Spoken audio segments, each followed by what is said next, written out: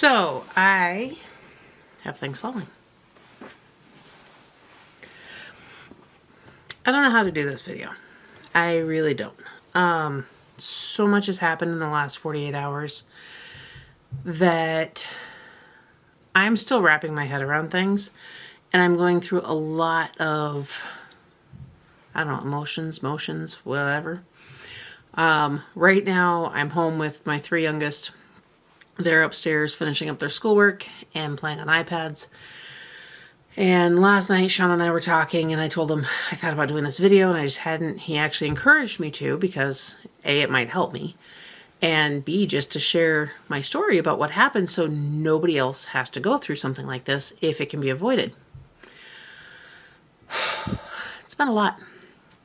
And at the time it was happening, I'm going to tell you guys up front, I was oblivious. I genuinely did not comprehend the gravity of the situation. And I think that's a good thing. I think it was a natural defense mechanism. It's also, there's things I've heard about with that kind of happening. Okay, so I am doing this sans makeup, which I'm going to do another video here too. And I will probably make the same disclaimer because I just didn't put on mascara this morning. I put on concealer. But I don't know, my eyes keep watering today. So, yeah, anyhow, I'm rambling. I think I'm avoiding the topic. All right, so I'm going to back up really fast and run through some health stuff. Some of it I've mentioned before, and how this all spiraled and escalated the way it did. So a year ago, I had gone in because I was having a lot of headaches, kind of some chest issues, some blood pressure issues, some blood sugar issues. And turns out my iron and my vitamin D were super critically low. And I started supplements right away. Went in last spring, numbers were coming up. We're like, okay, that's good. Fast forward, I went in at some point over the summer, and my numbers really hadn't gone up much from that point. But we were still working on things, and I was closer to the normal range, but still not in it. Beginning of October, I suddenly started having severe stomach pains, and it was a really weird chain of events. It started with an urgent care visit because the stomach pain came on so suddenly and was so sharp, they were sure it was my appendix. But they needed to rule a couple things out, and then test came back and said, oh, it's probably a UTI. Did a round of antibiotics, nothing changed. My doctor then called in a second round of antibiotics, said, oh, you probably just need another round. But let me know in a day or two if it's not working. So I did. I started that round, let her know, like, hey, there is no difference happening. Went into her, got in there, and she says, okay, so I didn't actually look at your labs before I called that in. I actually think it might be your appendix after all, and that we've just been keeping it at bay with all of the antibiotics. So she sent me in for a kind of a rush ultrasound to verify the state of my appendix as well as my upper abdomen. My appendix was fine. Liver's a little enlarged, but nothing significant, and that was all they found. So I was referred to GI to figure out why I was having all the stomach pain. Got to GI finally middle of November. So time obviously passed. In this time frame, so this all started the first week of October. So from there until November 18th, I started doing everything I could at home to lessen the pain. And I found that if I cut out bread products and anything greasy, the pain significantly reduced. And if I ate those things, I was in that much more pain. Now, first of all, I have no gallbladder, so grease obviously would affect me if you know anything about that. I also have a wheat allergy. We suspected celiac years ago, but then I tested positive for a wheat allergy, never finished the testing. And yeah, it just is what it is because I was already cutting out wheat. Well, except I haven't been super consistent with it, and I was eating it here and there and sometimes more times than others. So fast forward that appointment, saw GI, told him I had been pretty much gluten-free since the first week of October because eating bread products and anything greasy significantly increased the pain. He went ahead and he ran lab work for celiacs and scheduled me 2 days later. Guys, it was really whirlwind. For scopes and intestinal biopsies to see, he basically, to confirm or deny celiacs, and then see if there was something else going on. Well, fast forward from that, one other thing he wanted to address was the fact that I had been taking iron supplements at that point for a year and was still not up into the normal range. It was definitely higher than when I started, but not in the normal range. And by that point, it definitely should have been. All of that said, first of all, I want to point out some major errors that were made in everything that I just said, because that celiac blood test that he did, which I knew this in the past and I wasn't thinking at the moment, he should know this by absolute. And a friend of mine pointed out afterwards, and it wasn't until after she said it kind of clicked. I think I argued with her at that moment, or denied it or something. But either way, Andy, you know I'm talking to you. Anyhow, in order for that blood test, first of all, that blood test has an insane false negative rate, even when done properly. But to be done properly, the person being tested has to be consuming at least 2 pieces of bread's worth of gluten a day for 6 weeks before it. Literally for that time frame, I had cut it all out. I had very minuscule amounts in that time frame. I think 3 times I tested to see if I could tolerate something, and I couldn't, so that was it. And I didn't eat that amount either when I did it. So I had not eaten the proper amount. He should have known that. The other thing he had done is, because my iron levels were not coming up enough, he wanted to do an iron infusion, just to help give me a boost and get everything up to better levels so we could go from there. He wants to rule out any sort of GI bleed or anything like that, which I'm pretty sure there's not, but that's a whole side thing. Anyhow, for whatever reason, he didn't actually call in the iron infusion. He sent the order to my primary doctor and had her call it in. And I was seeing all this in the patient portal, as far as her name on the orders and stuff. I thought, well, okay, maybe it's just how it has to work. I thought, guys, when it comes to medical care, I'm really conservative most of the time. I don't like to do a lot of things unnecessarily. We definitely do not take any unnecessary medications. There's a lot of things we avoid. And when it came to the recommendation of the iron infusion, I did some research because I didn't know if it was like a blood byproduct. I didn't know exactly how it came about. So I did some quick research, found out it's elemental. For the most part, it seemed really benign. So I was like, okay, this should be fine. I didn't see anything in my quick research, because I really didn't know what I was looking for either, that would indicate there should be any problems. But that's a lesson I learned. So when I went to the infusion center, today is Wednesday. I should have gotten a video up today. You guys are going to understand why I didn't, and you're going to be seeing this next. And I've got some others I recorded previously that I will be putting up here in the very near future. But yeah, my most recent video here is the one that's going to come up first. So you guys know what's going on right now and why already this week is thrown off. So I went in on Monday. Like I said, today's Wednesday. Went in on Monday for the infusion. Had some other stuff going on that morning. Went in the afternoon. Shawn was actually supposed to leave for Omaha for work that afternoon. He was just waiting for me to get home. He was going to book it. And then there was that. Well, okay. I keep having kids like come in and out for help with schoolwork and stuff. So, sorry for any catches there in the video.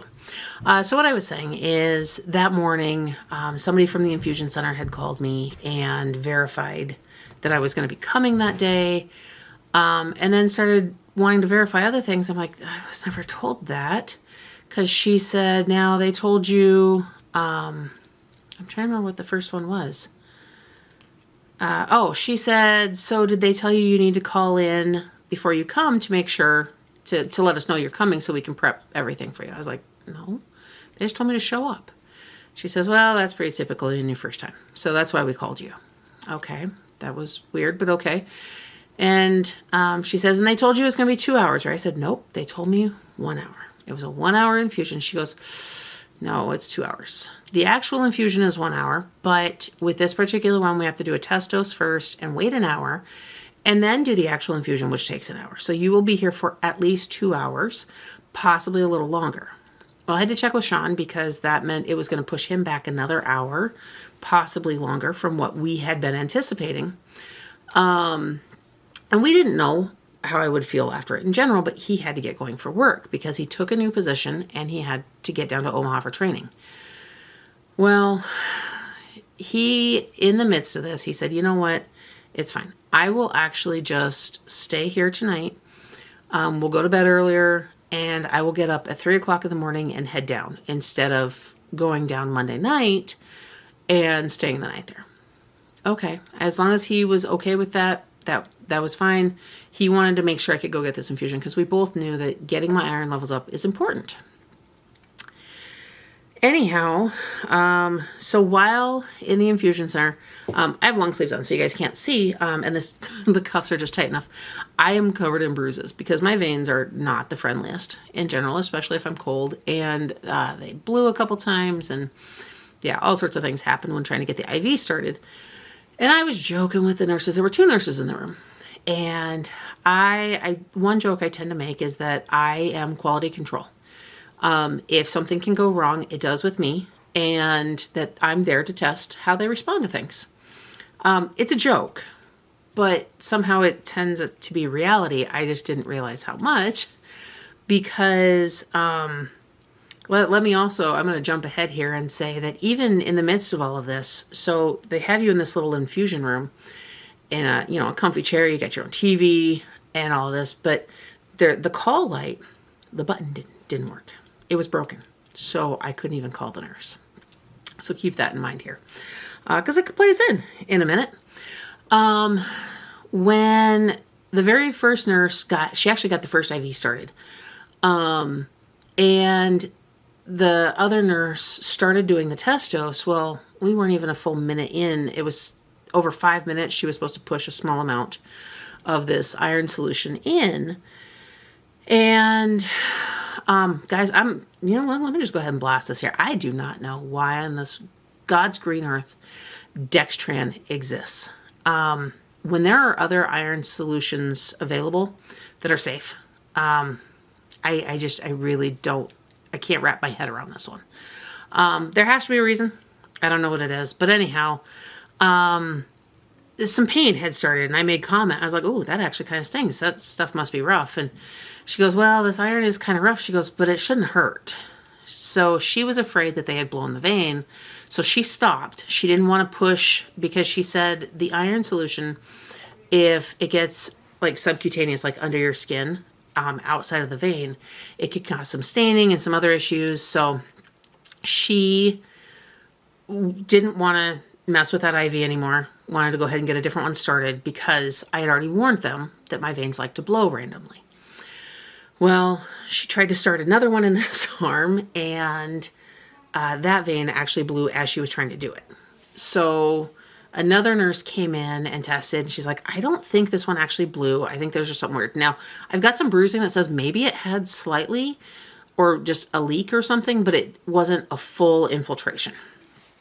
So anyhow, during this time, because she'd started pushing that little amount, I, made comment, like, my throat was getting itchy. And I'm going to start clearing my throat now just out of habit because I'm saying it, but I made comment that, just really phlegmy feeling. And because she told me, she's like, anything you feel, no matter what whatsoever. And I was like, yeah, you want me to tell you I'm a little phlegmy? She's like, well, you think you're concerned about it? And I said, no, I mean, it's really cold out. I walked around the building because I parked on the wrong side. And so I'm sure it's just part of that.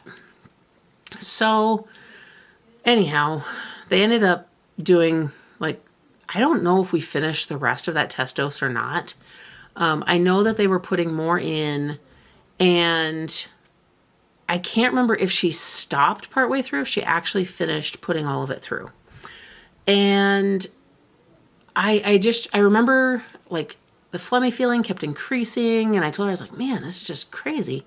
And I coughed a couple times, and she's like, well, I'm gonna go check on something, and I'll be back in a few minutes to check on you. Here's your call light. Use it if you need to. Asked if I want a soda or anything. I'm like, no, because I'm not a huge soda person. And I really didn't feel like anything right then. And I had my water, so I was good. But I kept drinking my water, and it wasn't clearing the phlegm. And I know carbonation will sometimes help clear phlegm out of my throat. So I tried to push the call button. Or no, I had actually asked her before she left if I could go ahead and grab a Starry, which I'm sorry, it's Ciara mist, but whatever. And they brought in one of those little cans, and like I was kind of trying to drink it, and I realized I couldn't swallow it hardly. Like it took a lot of effort to swallow that, and I'm like, that's weird. And so then I was trying to like cough to get the phlegm out of my throat, the phlegm that seemed to be building and getting worse. And I could not cough it out. And then all of a sudden she came back in. She's like, I don't like that cough. I said, yeah, I just can't get this phlegm out. And she said, why didn't you push your call light? I said, I did. And she looked at it and she realized it wasn't working. She's like, I came back in here because I could hear you coughing, and that doesn't sound right. Turns out I was having an anaphylactic reaction to that particular iron solution, because Dextran comes with a giant warning for anybody with a list of allergies, especially if it crosses medications and food boundaries, and asthma. And I have both. In fact, it should have never been used for me. At the very beginning, she actually asked me why that particular, if I knew why that one had been prescribed for me, because with my list of allergies, she was kind of shocked. But, you know, the doctor had to have had a reason, so they didn't question it. Yeah.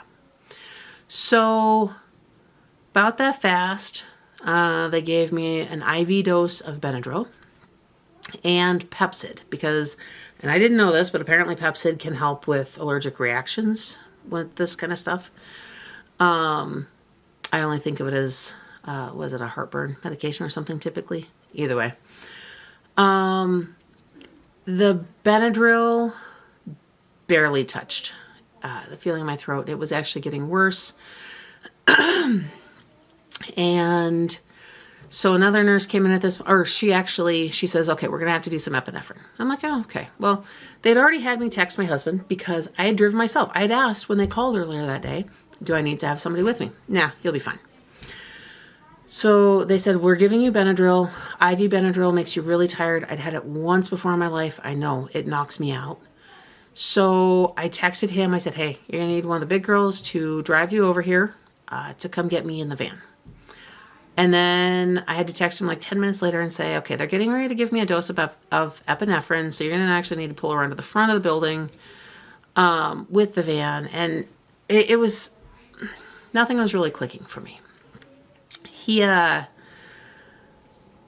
eventually did get up there. He met us at the ER because as soon as she came in, she told me she was going to do the epinephrine. I was like, oh, okay. And I'm thinking through the IV. She comes in with an EpiPen.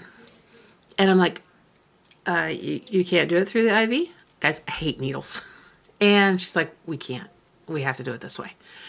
But my throat was closing up so much that I was like, yeah, okay, whatever. Just do it. And she kind of hesitated. She's like, I don't know how. And I'm like, you better just figure this out. And she's like, do you want me to count? Do you want me to just do it? I'm like, I just kind of gave her this look and she's like, let's do it. And bam, that was it.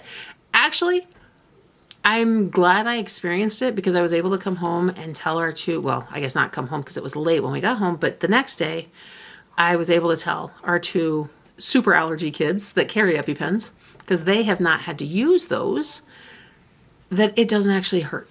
It was such a minor, like, I can't even necessarily say it pinched until after the burn set in after. But I think that's also because she took it out at an angle. So it ever so slightly cut my leg. And that's actually what burned. But either way, the then they're like, well, since we gave you epinephrine, we actually have to take you down to the ER now so you can be observed for a while because we can't just send you home. It's a good thing they did. Guys, I've heard over the years in the allergy world, I have heard that when somebody is in the midst of a reaction, they're actually not fully aware of everything. And I kind of remembered all of this later or after the fact. I was oblivious. I remember I was still talking and joking with the nurses, and one of the nurses was like, I bet, she goes, you seem like the kind of person that's more worried about us right now, and you need to stop it and be worried about yourself at the moment. But they were being so friendly and smiling and stuff. And after the fact, I'm able to look back and go, you know what, that's exactly what I do with kids when I'm trying to keep them calm in a pretty serious situation. They did an amazing job. They kept me very calm because I had no clue how serious things were at that moment. While in the ER, they got me all hooked up and everything else. I ended up having to receive a second dose of epinephrine because my throat started to close up again. My blood pressure was all over the place. I know Shawn was kind of watching it because he was getting concerned. At one point it was dropping and then it was jumping. The lowest one he told me, I want to say he said it was like 101 over 48 or 43. And then the highest, I think it was 101 over 48 because then the highest was like 163 over something. And those are just the ones that he told me about or that I remember. And anyhow, so yeah, eventually they figured I was stable enough. My throat didn't seem to be closing up anymore and I was becoming more alert. Which I realized, by the time we left that I didn't even like comprehend how much time had passed, how many hours we had been there. I don't remember. It did not feel like that long. I was just out of it. And it's not like I was sitting playing on my phone or anything. I just sat there. And I remember several times like having to lay my head back to try and stretch my neck to breathe better. So there's that. But anyhow, so I remember telling Shawn as we left the ER that I knew I was too unaware while there of what had just happened and that it would hit me the next day on Tuesday. So yesterday. And I was right. Oh, I woke up so angry yesterday. I didn't wake up angry. But after I was up and I started processing what had happened the night before, and by the way, I did not sleep, but I was still wired because having had, and they also gave me steroids while we were in the ER. So I was exhausted, but having had 2 rounds of epinephrine and steroids, I slept in 10-minute increments all night, but I was still up at 5:30 and wide awake. And I was awake most of the day until it hit me around dinner time last night. But I was angry. I started researching. I had the name at that point of the iron that they had given me, and I came to find out why the nurse had questioned everything. I found out I should have never been prescribed that iron because of my medical history. That they genuinely, willfully put my life at risk because that's the one they picked.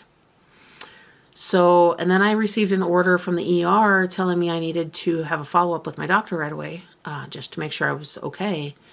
So I messaged them and I got in there yesterday morning.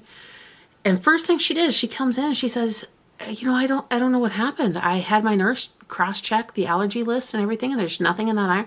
I said, it doesn't have to be something I'm already allergic to. That iron comes with a very large warning for anybody who has existing allergies. Period. And the look on her face was something I said, now here's what I need to know. And I was pretty blunt with her. I said, I need to know which one of you ordered it. If it was the GI doctor or you. I said, I know your signature was on it, but who picked that one and decided that's what we were going to do? Because mind you, informed consent means absolutely nothing anymore. I consented to an iron infusion. There was no informed about any of this because never once did anybody tell me which one they were actually giving me and the risk that came with that particular one. Well, what she ended up telling me was that that's the only one our insurance covered. But now that I've had such a severe reaction to it, they can petition the insurance and see about getting a different one approved. Yeah, I didn't leave there very happy still. Because either the doctors willfully put my life at risk or the insurance did. I don't know. And I'd love to know why. But again, I'd love to know why Dextran exists with the warnings it does when there's safer alternatives, and why any insurance company, especially a major one, would only cover that one. Yeah. I've been known to, I've been accused of being a conspiracy theorist over the years about many, many things. And I've never had a huge trust in Western medicine, but it exists for a reason, and there are a lot of benefits to it. So I'm not knocking it completely, but I flat told her that I made a mistake of giving some blind trust in this situation, and that's not happening again. Guys, never just take somebody's word on something health-wise. Never just accept when they say, hey, we want to do this infusion, it's going to help with your iron levels. You get the names of the products. You ask all the questions. You ask what your options are. Don't just look up some basic information that you think is what matters. It doesn't matter how excessive you feel it is. Ask everything. Because it hit me yesterday, and that's part of why I became so angry, is how much my life was on the line Monday night. Now today, I woke up, Shawn, he had put everything off to leave yesterday morning, and then he got up to go, and he called the guy he was supposed to be training with and told him what had happened and what was going on, and that guy told him to stay with me to do the computer-based training he could from home, and just head out today, here, Wednesday. And that's exactly what he did. So he left this morning, and guys, oh my gosh. So I was angry yesterday. I woke up weepy today. I feel like crying at every time I turn about absolutely anything and everything. And yeah, so I'm going through all the emotions right now, and I'm just working to make everything okay. I really, really am. I'm trying to, yeah. I'm going to do something positive with this. This happened for a reason, and I am still here for a reason. I absolutely have faith in that, because you know what, guys? God is good.